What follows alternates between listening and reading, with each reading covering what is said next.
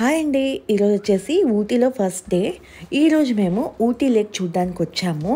And ఇక్కడ time వచ్చేసి 11 అలా అవుతుంది. ఈ లేక్ స్పెషాలిటీ ఏంటంటే ఇక్కడ డిఫరెంట్ టైప్స్ ఆఫ్ బోటింగ్స్ అనేవి ఉన్నాయన్నమాట. మనం ఇప్పుడు బోటింగ్ ఎక్స్పీరియన్స్ చేయబోతున్నాం.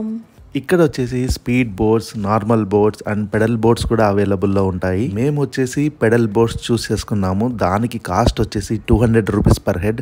టోటల్ 45 మినిట్స్ డ్యూరేషన్ అనేది ఉంటుంది. అండ్ ఇక్కడ లైఫ్ జాకెట్స్ వేసుకొని రెడీ అవుతున్నాం. ఇది ఒక చాలా మంచి విషయం అని చెప్పొచ్చు. లైఫ్ జాకెట్స్ లేనిది లేక్లోకి అసలు అలౌ చేయరు అనమాట. బోటింగ్కి. అండ్ అబౌవ్ 5 years కిడ్స్ని కూడా అలౌ చేస్తారు. ఇక్కడ స్పెక్స్ పెట్టుకున్నారు కదా, ఆయనే మా ఆయన. అండ్ పక్కన వచ్చేసి మా మరిది గారు. అండ్ ఈ పక్కన వచ్చేసి మా మమ్మీ ఇంకా మా బాబు. అందరం కలిసి బోట్ రైడ్కి అయితే వెళ్తున్నాం.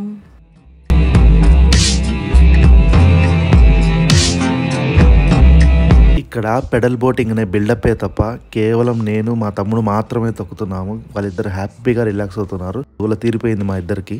జస్ట్ ఫర్ కిడ్డింగ్ లేండి, ఆ పెడల్ అనేది చాలా హార్డ్గా ఉంది. వాళ్ళిద్దరు అసలు తొక్కలేరు. ఇంతకీ మేము అందరం కలిసి ఊటీ ట్రిప్కి వచ్చామనుకుంటున్నారా? అదంతా ఏం కాదండి. మా మరిది వాళ్ళు ఉండేదే ఊటీలో. వాళ్ళని చూడడానికి మేము ఊటీ వచ్చాము. మా మరిది గారు అంటున్నాను కదా, ఆయన వచ్చేసి మా చెల్లెలి భర్త. ఇంతకీ మీ చెల్లెలు లేదే అనుకుంటారు. తను వచ్చేసి ప్రెగ్నెంట్ అనమాట. సో ఇంట్లో ఉంది.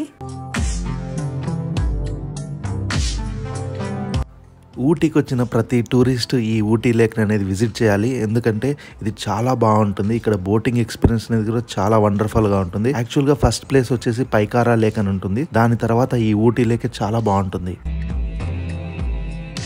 ఒక 10 minutes అటు ఇటైనా ఏం పర్వాలేదు, కానీ ఎక్కువ టైం బోటింగ్ చేస్తే ఎక్స్ట్రా ఛార్జ్ అనేది చేస్తారనమాట. ఆల్రెడీ మన దగ్గర డబ్బులు అనేవి తీసుకొని ఉంటారు. ఆ డబ్బులు అనేవి రిటర్న్ ఇవ్వరు. అండ్ బోటింగ్ చాలాసేపు చేశాం కదా, మేం కాదు వాళ్ళు.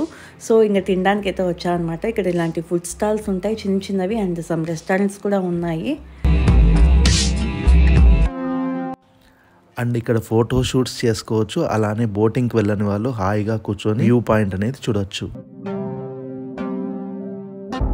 ఊటీ లేక్ చూసుకున్న తర్వాత మధ్యాహ్నం లంచ్ చేసి దొడ్డబెట్టకు వచ్చాము. దొడ్డబెట్ట అంటే ఊటీలోని హైయెస్ట్ పీక్ పాయింట్ అనమాట. ఊటీ లేక్ నుండి ఒక 45 minutes డిస్టెన్స్లో ఉంటుంది దొడ్డబెట్ట. అండ్ వెళ్ళే రూట్ అయితే అద్భుతంగా ఉంటుందండి. మీరే చూస్తున్నారు కదా మంచు ఎలా కప్పేసిందో.